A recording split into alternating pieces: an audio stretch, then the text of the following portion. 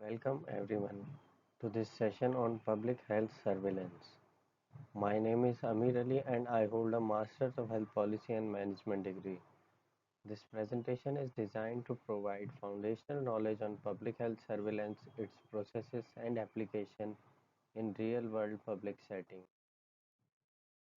By the end of this session, participants will be able to define public health surveillance and understand its core concepts, differentiate between various types of surveillance systems, recognize the key steps involved in surveillance process, identify the major data sources and reporting systems, and understand challenges and future directions in surveillance. This course is tailored for individuals who are new to surveillance work or wish to deepen their understanding of how surveillance system functions. Whether you are working in data analysis, public health, or clinical settings, this overview wi- comprehend the logic and value behind collecting and analyzing health data. Public health surveillance involves ongoing systemic collection, analysis, and dissemination of health data. It allows us to detect emerging threats, guide policy, and evaluate interventions. It's a complete cycle, not a one-time event.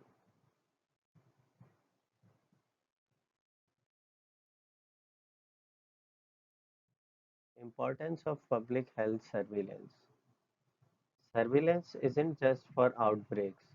It provides critical insight during normal periods as well.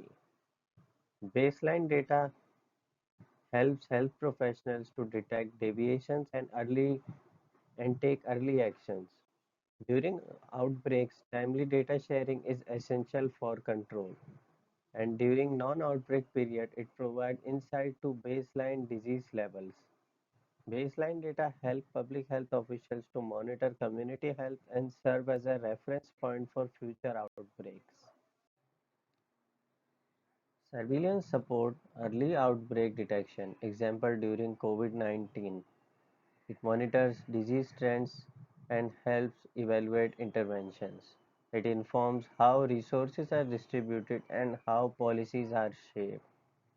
These are few examples of the major public health surveillance, which include COVID-19, monitoring of disease trends, example during influenza, HIV and AIDS outbreak. It evaluates the effectiveness of public health program. It guides resource allocation and policy decision.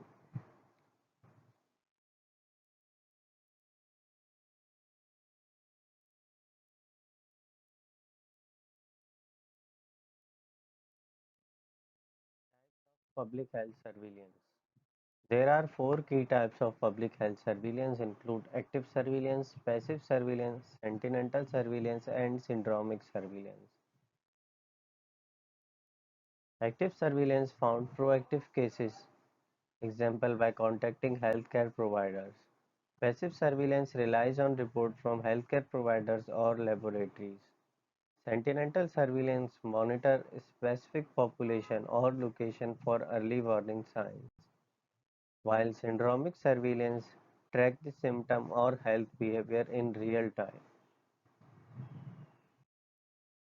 Active surveillance.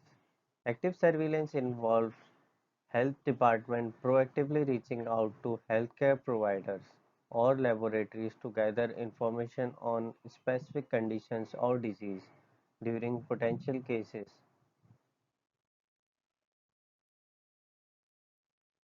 Outbreak. Resource. It is resource intensive. It requires more effort and funding compared to the passive surveillance. It's effective for comprehensive case identification, particularly useful when detecting all cases is crucial. Example between 2002 and 2005, active surveillance was used to monitor adverse events related to the smallpox vaccine. It is useful during vaccination campaigns, new disease emergence, or when precision is critical. Passive surveillance. It involves local and state health department depending on healthcare provider or laboratories in reporting disease cases. This is the most common and cost-effective methods. It depends on providers to report diseases. However, it risks under-reporting. Most disease notification system globally relies on this approach due to ease of use. Key advantages include it is efficient, straightforward, and require minimal resources. The major drawback: most public health surveillance operates using a passive approach. There is a risk of incomplete data due to underreporting.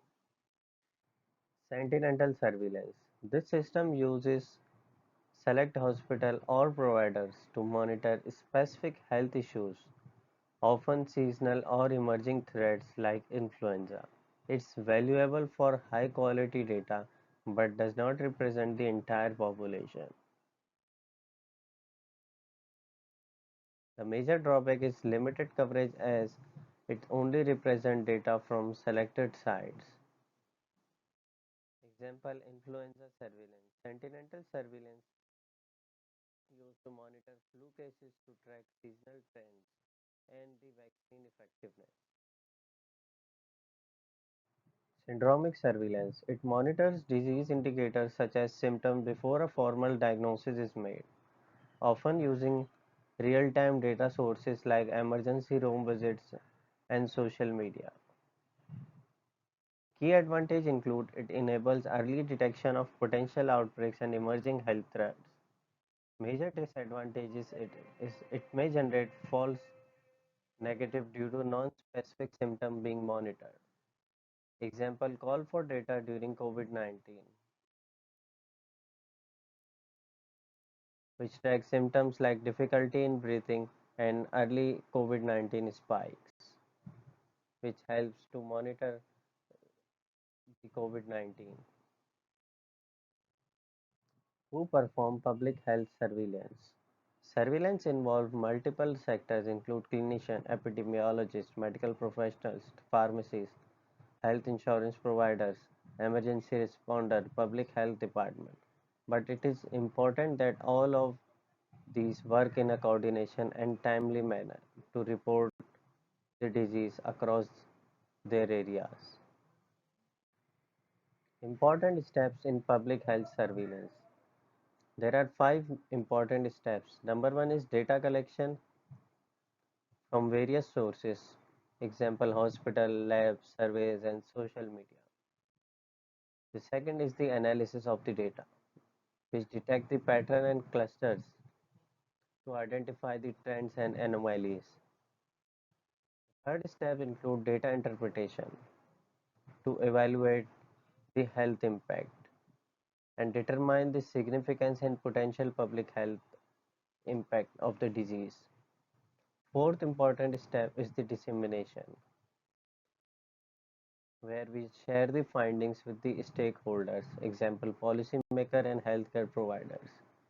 Fifth step is the action, which implement intervention and monitor outcomes. Illustrate how surveillance and public health action works. For example, during the rising case of the dengue fever, the data was collected, analyzed, interpreted, and how the public health action responded. For example, assess health status of the population to prioritize the treatment efforts to assess program effectiveness and to stimulate the research to reduce the burden of disease.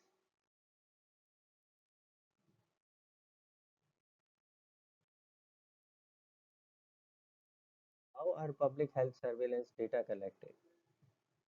People or institutions report unusual health events. These include individual by voluntary reporting, a person or a doctor or a hospital through the media reports, unusual health occurrence, higher purchase of the specific pharmaceutical. Example, higher purchase of commonly used drugs, or excessive school absences. Public health initiated surveys, calling or completing form, and reviewing public health records. How are public health data collected? Number one, through mandatory data reporting. Some diseases are required to be reported to the local and state health department.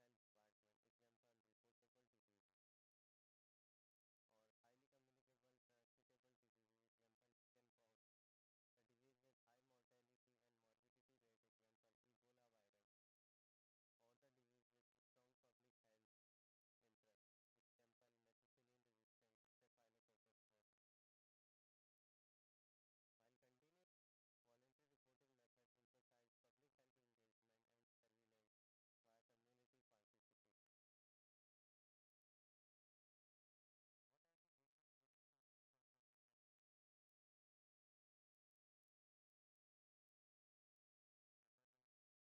emphasize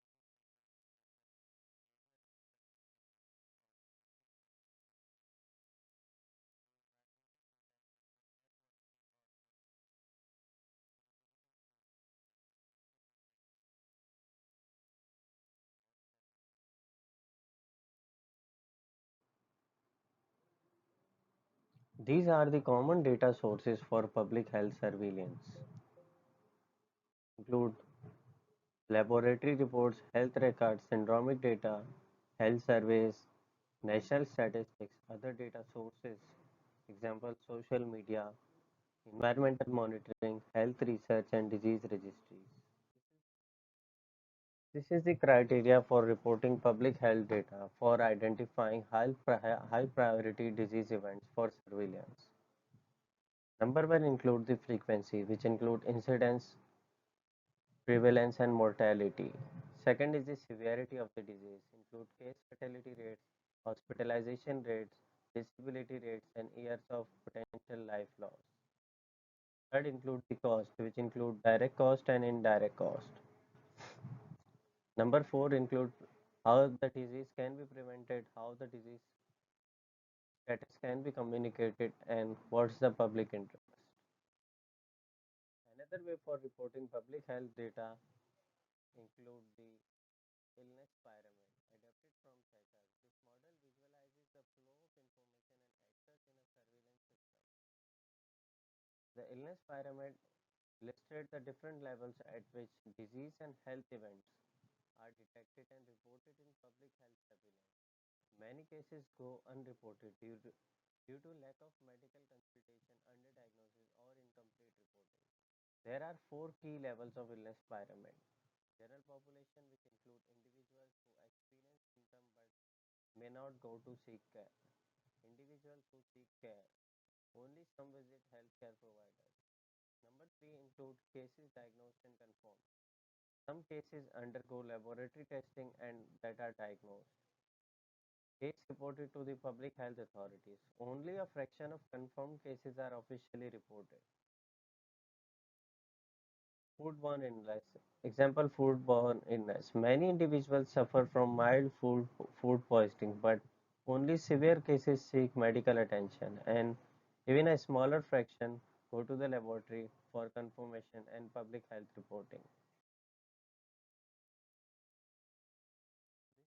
This is the illness pyramid, which shows how the general population, how disease reporting goes from general population to a case report. At the very ground level, we have general population. Then an individual becomes ill. The individual visit to general physician, a specimen obtained, laboratory test was done to identify the infectious organism. Then by the case was confirmed and case reported to the public health department. Not all the events are monitored equally. Priority depends on the severity and potential to spread and a social concern.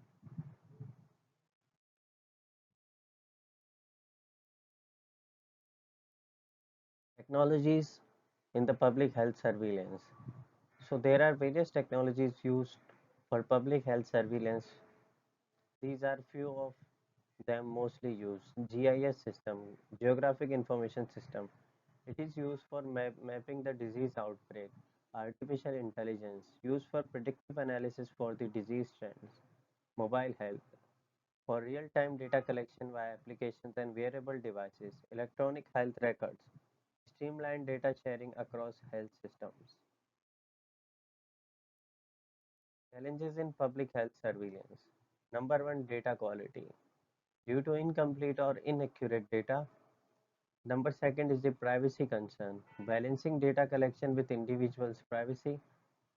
Number third is the resource limitation, example lack of funding, staffing, and infrastructure.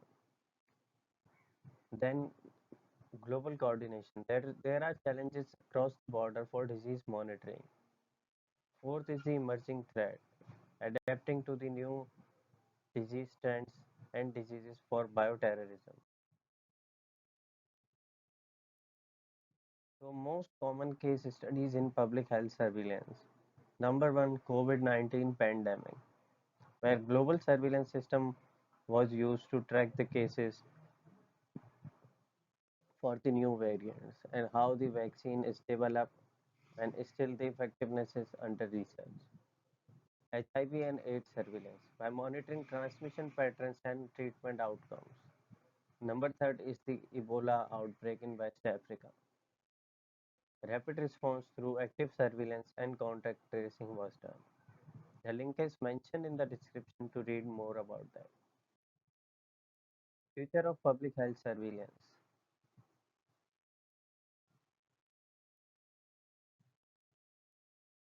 Number one, to improve public health surveillance, there should be integration of the big data by leveraging large data set for predictive modeling.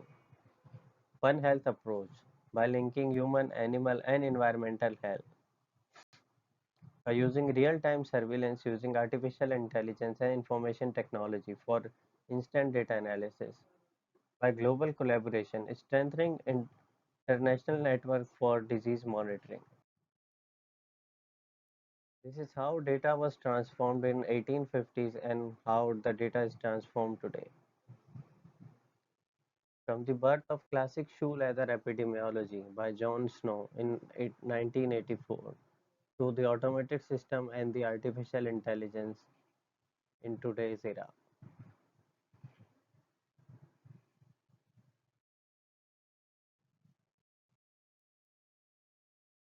Conclusion.